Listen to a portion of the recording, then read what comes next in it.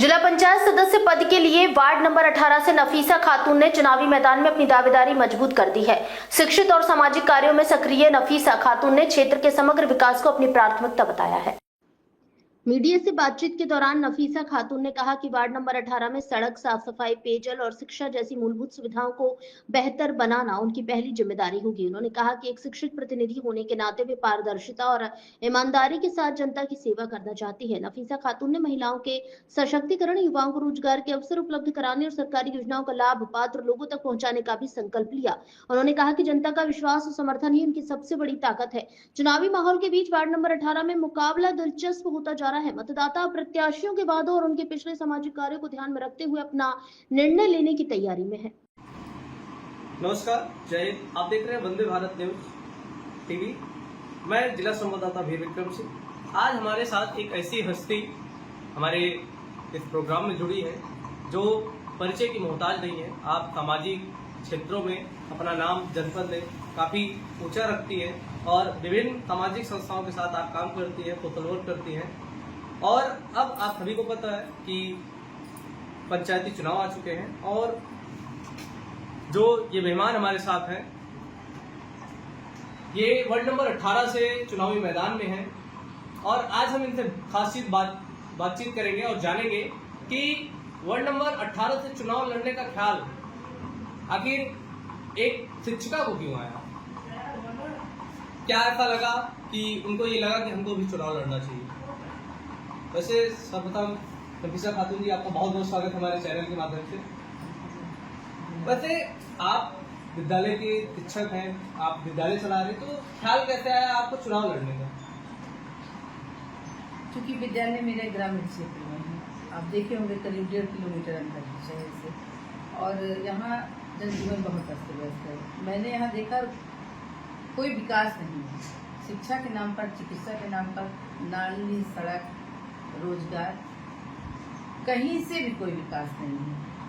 मौजूदा जो यहाँ पर प्रतिनिधि भी हैं या जो प्रधान है मौके के जिला पंचायत में, कभी मैंने जिला पंचायत यहाँ मौजूदा जो रह चुके जीते हुए जिला प्रत्याशी की पंचायत की है, मैंने उन्हें कभी देखा नहीं सकता। कोई विकास हुआ नहीं है। प्रधान भी बस वही ईटा और खड़ंजा उसी में लग रहे थे।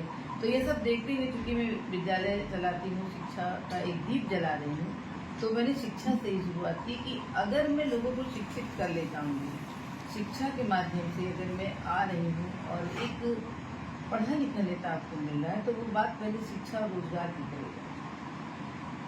शायद मेरे लिए ये बहुत कठिन होगा, लेकिन मैं इस क्षेत्र के इन ग्रामीण वासियों के विकास के लिए आ गई। जैसे बात करें तो आप सोशल वर्क में भी रहती हैं, सोशल वर्कर हैं आप और काफी संस्थाएं चला रही हैं, फिर राजनीति में हमारा।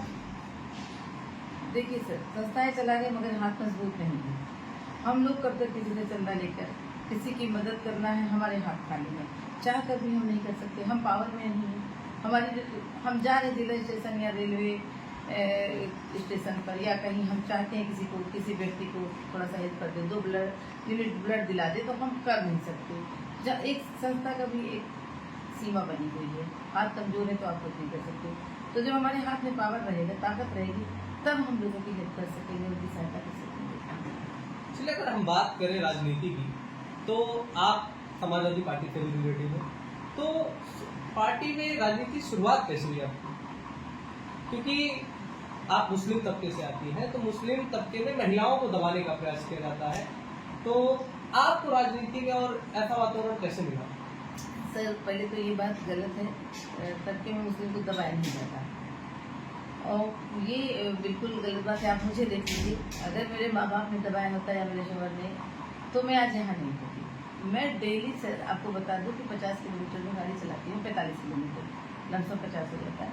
मैं जिला सुल्तानपुर से आती हूँ यहाँ की, और सुल्तानपुर की दूरी 25 किलोमीटर है मेरे विद्यालय की। डेली आना और जाना, और चूँकि मैं बहुत ज़्यादा पर्दे में भी नहीं रह सकती हूँ, बहुत जगह मुझे बहुत क्षेत्र में जाना है, आना है, मैं अपने कंफर्ट के लिए इस तरह से रहती हूँ।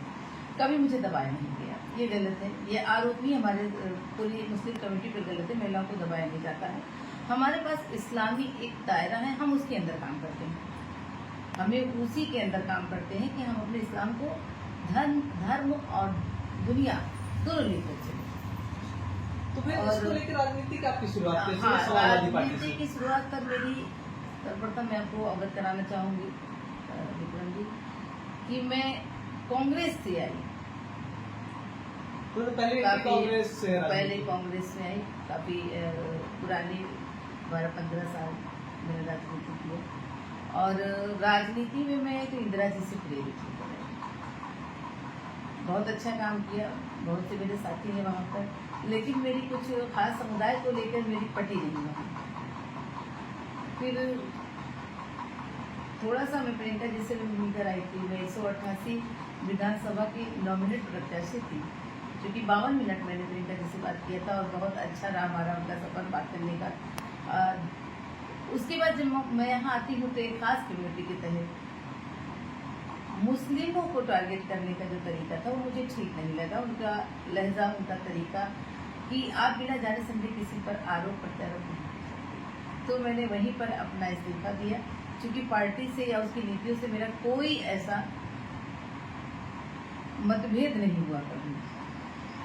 जब मैंने ये देखा कि ये पार्टी ऊपर से कांग्रेस से, नीचे से कुछ और कर रही है, तो दिल टूटा। फिर आपको समाजवादी पार्टी का दामन थामना था? हाँ, फिर दामन भी, फिर मैंने सोचा था मैं करूंगी कि नहीं राजनीति, लेकिन लिखा था ये समाजवादी में। लोगों ने मुझे आदर सम्मान करो मुझे बुलाया और मैं आई। उसके बाद से फिर मैं, हालांकि मैं आज भी इंदिरा जी की नीतियाँ मेरे मन में हैं और मैं श्री स्वर्गीय मुलायम सिंह जी की स्मृतियों के साथ, उनके बनाए उसूलों के साथ में सब काम चलते हैं। सर, यदि आप जीतती हैं, अगर चुनाव आप जीत जाती है, तो पहला आपका क्या काम रहेगा जो आप चाहते हैं सबसे पहले हम लाएं अपने क्षेत्र में? शिक्षा में सुधार। शिक्षा में सुधार। और आप महिला हैं, महिला शक्ति की बात करती हैं, आप समाज सेवी हैं, महिलाओं के लिए आपके जीतने के बाद क्या होगा? सर, जीवन ही मेरा महिलाओं को समर्पित है। आप देखते हैं मेरे पास जितने भी काम जैसे हैं, सारा जीवन मैंने महिलाओं को समर्पित किया है। उनके कारण में जो भी मुझसे बन पड़ेगा, मैं कोई एक काम, क्योंकि महिलाओं को विभिन्न कठिनाइयाँ, मैं अगर बिनाऊँ तो शाम हो जाएगी जल्दी। हर उस जगह पर मैं उनके साथ खड़ी हूँ जहाँ पर वो फेल हो रही हैं।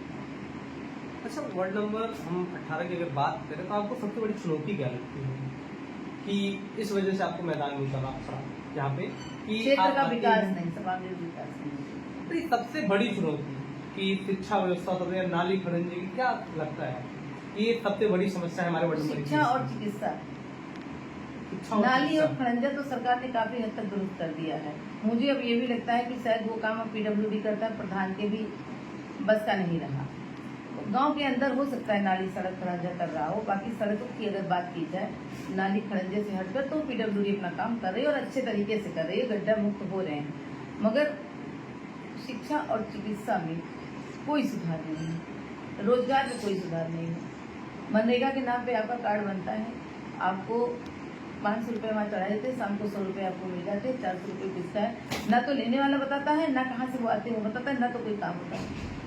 बहुत ज़्यादा भ्रष्टाचार है।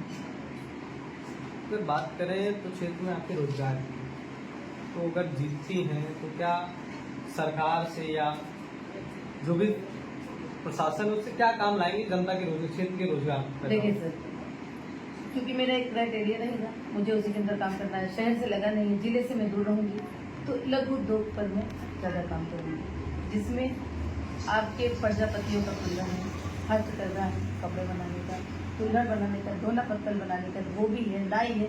मैं सबसे पहले इनका विकास, इनको ही काम नहीं मिल रहा है। सबसे पहले मेरे लिए धोबी, नाई, कुम्हार, कुल्हड़ वाला, तेली, तमोली, मोची, इनका रोजगार इनके गांव में उपलब्ध कराने का प्रयास करेंगे।